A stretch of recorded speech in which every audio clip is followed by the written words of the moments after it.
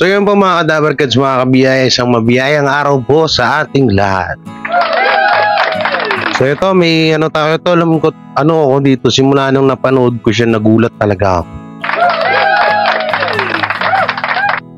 Nagulat ako kasi unang-una, meron pa palang isa pang mga soto na, alam niyo yun, na maaga nga lang kinuha, no, maaga lang kinuha ng itaas, pero may ginawang kabutihan dito sa mundo bago siya mawala.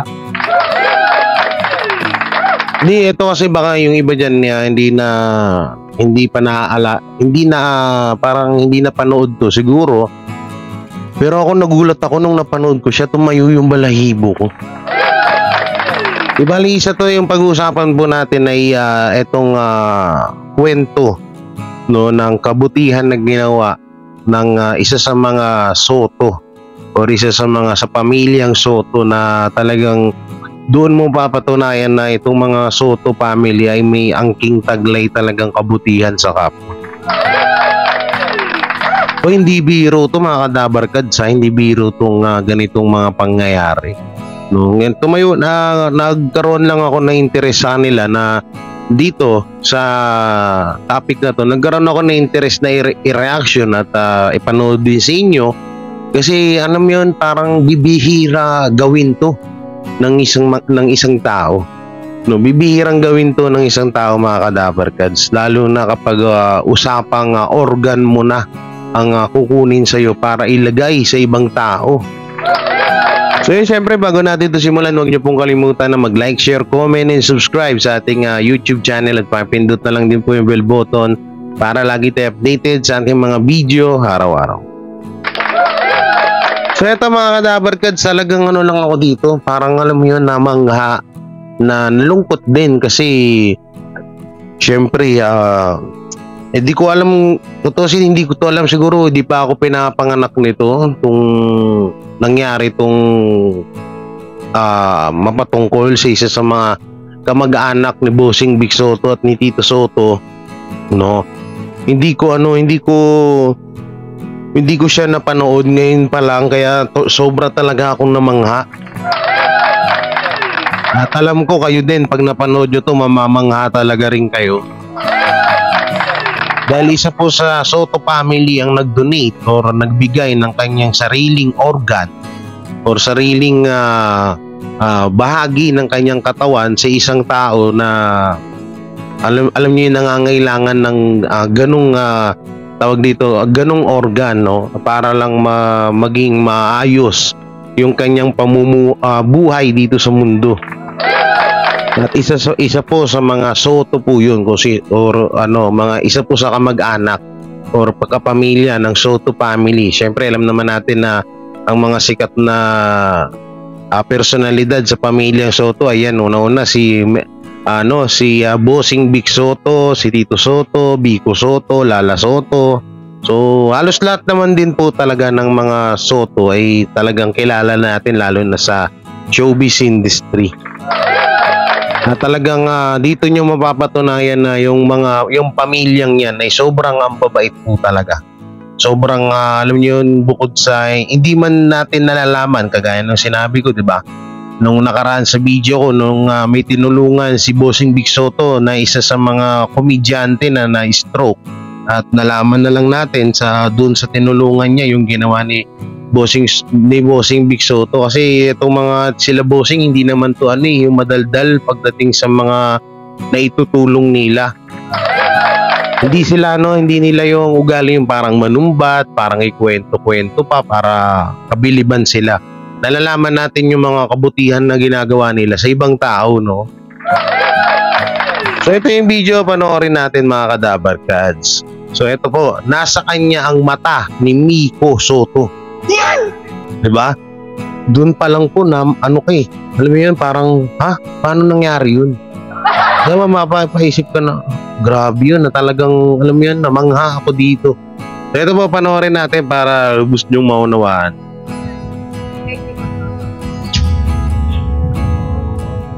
Batang 90s ka, panigurado na abutan mo ang pinakamaningning na panahon sa showbiz career niya. Isa sa mga pinakikiligan natin ni Idol noon ang batang aktor na si Miko Soto. Kanino? Ngunit noong December 29, 2003, naganap ang insidenteng kumuha ng kanyang buhay. Ngunit sa kabila ng pagluluksa noong mga panahon iyon, Wait lang mga kadabarkads ha. Mukhaan ko lang. Oo, gopings din tol. Tol tuloy. Gopings din ang gwapo niya rin guys. No, mga kadabarkads. So, hindi ko to naabutan si Miko Soto. Tsaka ngayon ko lang talaga kaya na-amaze ako. Sabi ko, ano ko nga to. Mag-reaction ako habang pinapanood ko na kasabay kayo. No? Ano ko yung kinamatay niya? Tsaka sino yung di ba yung ano yun? Ano ba to? Ano to? Pamangkin ni Tito Soto at Bossing Big Soto. So tuloy natin. may magandang plano pala ang mga magulang ni Miko na si Maru at Alice Soto na pagpasyahan nila. Tsaka kapatid, pamangkin pala. Ilang bahagi ng katawan ni Miko upang mapakinabangan ng mga pasyenteng nangangailangan nito. Sa isang episode ng Itbulaga, ibinahagi ni Bossing Big Soto ang revelasyon na ito. Noong mawala si Miko, lahat ng pwedeng i-donate na organ ay dinonate ng nanay. Aniya, isa sa mga tumatak na donation ni Miko ay sa Philippine Eye Bank na kung saan dinonate nila ang cornea ng aktor upang magbigay ng pagkakataon sa mga pasyenteng nangangailangan. At sa matagal na pagkakataon, nagpakita sa publiko ang babaeng naging benepisyaryo ng nasabing cornea. Siya si Maria Esmeralda Baribad o Esme. Ayon sa kanyang kwento, noong bata raw siya, nagtamo siya ng sugat sa mata matapos itong aksidenteng matalsikan ng bubog. Dahil sa pagiging bata. Wala pala tayo mic.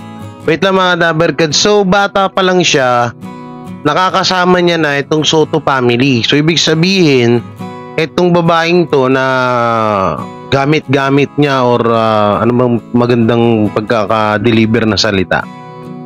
Ibig sabihin itong babaeng to is parang malapit din talaga sa Soto family. Kasi nakita niyo yung picture, 'di ba? Bata pa siya. Baby pa siya nung tawag dito yung picture na yun, no. So ibig sabihin parang siguro anak ng kaibigan or kamag-anak din nila tong babae na. Pero mga kadabarkads, bibihira yung may mga ganito sa Pilipinas. No, totoo yan, bibihira talaga. Nakakabilib din talaga, no. Kasi diba tayo kapag yung mga mahal natin sa buhay ay parang ninakawan ng mga organ, sobrang galit tayo. Pero hindi naman sa pagnanakaw to, parang alam mo yun, mahirap din isipin na ganun talaga pala sila kabait. May ganun pa talagang may ganun pa palang tao na kayang i-donate ang isang organ, no, para lang may isa pang buhay na madugtungan. Diba? So, ang ganda ng kwento nito. Sige, panoorin natin. Nang nasabing cornea, siya si Maria Esmeralda. Inulit ko lang Ayon sa kanyang kwento, noong bata raw siya, nagtamo siya ng sugat sa mata matapos itong aksidenteng matalsikan ng bubog. Dahil sa pagiging bata, hindi masyadong maalala ni Esme kung gaano kaseryoso ang tinamuning sugat. Labis ang pasasalamat niya. Si Esme kasi ang napiling recipient ng mata ni Miko nang magdesisyon ang TV personality at radio broadcaster na si Alice Soto, ang ina ng pumanaw na aktor, na i-donate ang cornea ng anak. Ang nanay raw ni Esme ang nagsabi sa kanya na artista ang kanyang donor. Noong unay medyo nahihiya pa siya dahil aniya, lagi raw siyang ini-interview sa mga TV program. Ngunit kalaunay, nasanay rin daw ito. Nagbigay ng mensahe si Alice Soto at sinabi nitong nais niyang makita si Esme dahil kahit tinitingnan niya lang raw ito sa mata ay naaalala niya ang kanyang yumaong anak. You make me so happy. Kasi bahagi ng anak ko na si Nico lives on because of you. Sambit ni Ali. Ang kwentong ito ay pagpapakita na kahit gaano man kasakit ang mga nangyayari sa buhay natin, nakakagawa pa rin tayo ng mga bagay na magbibigay ng inspirasyon at bagong simula sa ibang mga tao. So, grabe yun, no? Ano yun? Isang pambihirang kabaitan ho yung nagawa ng mga Soto family na to. So, mas maganda, hindi ako prepare, sorry. Hanapin po natin yung full video, yung video ng interview sa,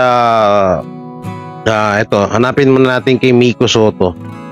So, eto. Grabe, hindi ko ngayon ko lang to na nakita or na nalaman tong nangyaring to, no? So ito yung siguro ito yung tawag dito yung babae na donate kasi nandito pa siya, nako. Kaka-copyright na naman tayo. Mukhang 1 hour na ito nga sa bungad lang wait lang guys Hello! Nakahuli na ako. Saan po? ito yung segment Kasi a message! wait lang mga kadaberkad sa forward natin. Ito na mga dapat sa pagpipilian nyo. Gusto kong mapanood yung Gusto kong mapanood yung pinaka-interview dun sa babae. So ito na ba mga dabarkads yung pinaka-interview. Alam ko yung iba dyan napanood na ito. Pero ako kasi curious ako, hindi ko talaga to naabutan or hindi ko to napanood. Pasensya na ako kayo. So ito yung interview dun sa babae, pakinggan natin, panoorin natin. Ako si Esme. Esme, pakilala. Hello po, ako po si Maria Esmeralda Balibad, taga Makati City. Naniniwala sa kasabihang we may encounter many defeats that we may not be defeated. Ganda yun. So, ikaw ay kanino ka nag-donate? Recipient po. Organ recipient. Ito yung Nanay mo. sino? Hindi Kanino po. galing? Kay Miko Soto po. Ay, ikaw yun. Chika number 2. Check. Bata ka pa nun, di ba? Kailan yun? 2003 po. 2000. 2003. Kaya pala ibang tingin mo kay bossing, parang gusto mo mag-bless. Hindi, ang nakuha mo sa kanya yung mata. Alep ay. Bakit mo naman kinailangan na may ring light Bakit mo kinailangan na palitan yung mata? Natalsikan po siya ng bubog. Bukol. Tapos, hubog, nabubog. Ng bintana po. Natalsikan. Opo. Tapos, hindi na nakakita. Hindi ko po, kasi yung mama ko yung kasama ko ng time na yun. Tapos, sabi lang niya parang hindi ko na mamulat yung mata ko. Tapos, yung time din po na yun, nagtatrabaho si papa. Talisikan pala ng bubog. Gaano ka grateful yung kasi nagkaroon ka ng panibagong mata. Tapos galing ka kayo po. Sobrang grateful po ako kasi Nung bata ka, alam mo na artista yung nagbibigay sa'yo ng mata. sinabi lang sa akin nila mama. Anong naramdaman? Medyo parang awkward kasi minsan nakikita sa TV. Eto, huwag ka mabibigla. Uy, ako mabibigla talaga ako dyan. Hindi, ito Visit ka talaga, Message si Jose. Miko? Oo, sige. Pag nag-message si Miko, magtakbuhan na tayo. Hindi, may gustong mag-message sa'yo, Esko. Eto, panoorin. Hi, Esme. I miss you. Ano ba yan? Ang tagal na natin hindi nagkita. Ito ate nanay ni Miko. Pandemic na to. Kaya hopefully, Ali Soto. tapos na soon para mag-bisita mo na ulit ako. Tapos matitigan ko na ulit yung mga mata mo.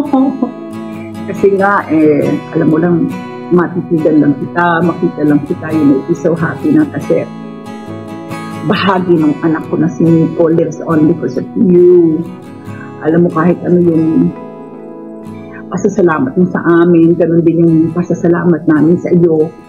Dahil talagang ang laking tulong talaga para maibsan yung lungkot namin sa pagkawala ng minamahal namin na anak. Kaya Maria Esmeralda, God bless you. I hope to see you soon. I love you. And patnubayan ka lagi ng ating Panginoon. I am so happy and I'm so proud of you. See you soon. Nakaka-touch naman.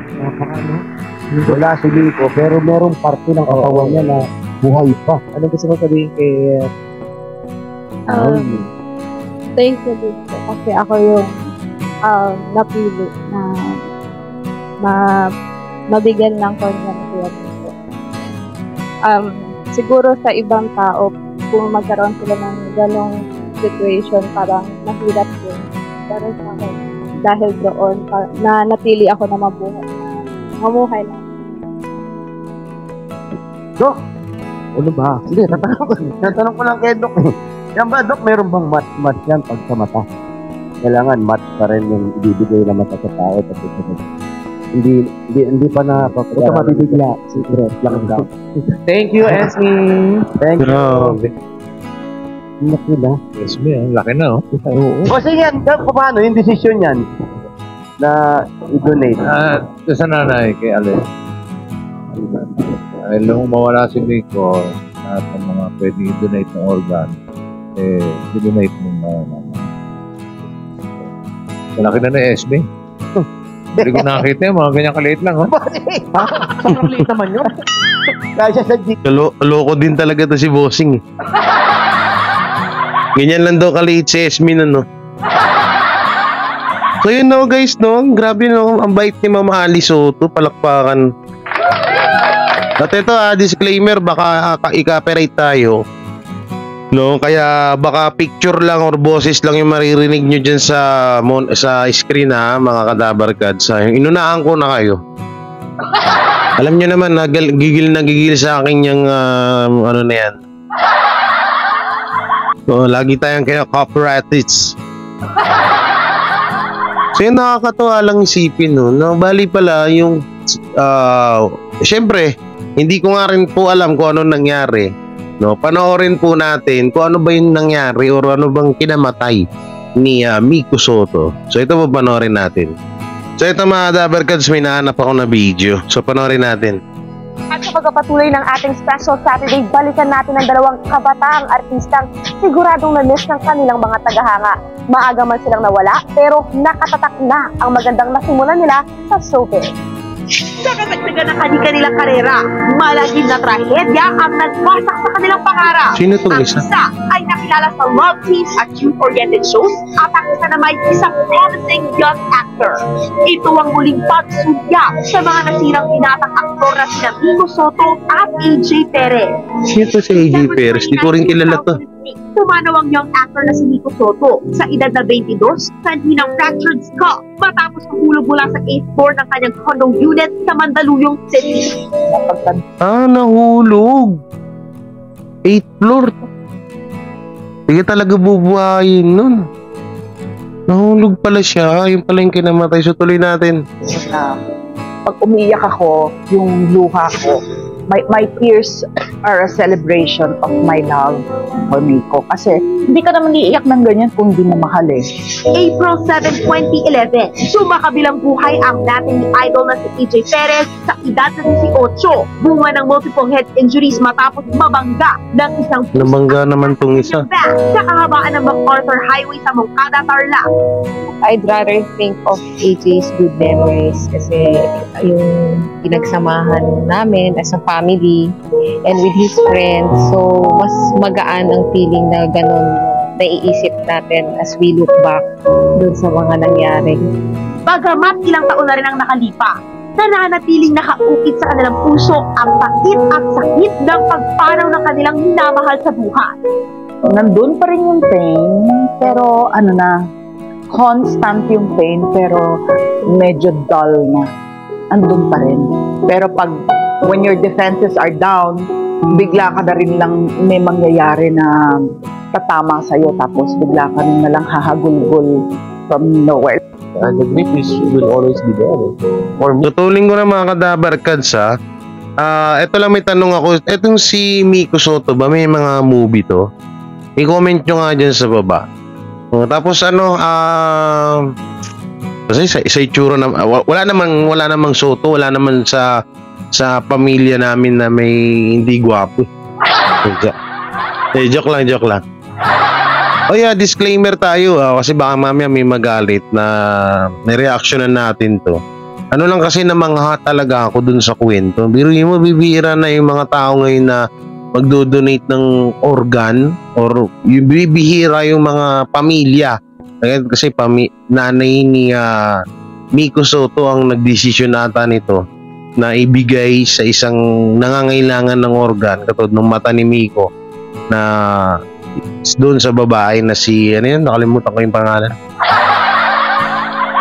So siguro kung dito sa Pilipinas kung may mga ganitong tao, napaka ng buhay natin.